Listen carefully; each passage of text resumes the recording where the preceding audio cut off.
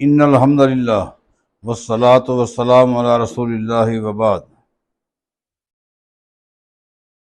ایک موقع پر رسول اللہ صلی اللہ علیہ وسلم نے سیدنا معاذ بن جبل رضی اللہ تعالیٰ عنہ کو 3 نصیحتیں فرمائی تھیں، اور یہی 3 نصیحتیں ایک موقع پر نبی علیہ السلام نے ابو ذر غفاری رضی اللہ تعالیٰ عنہ کو بھی فرمائی تھیں۔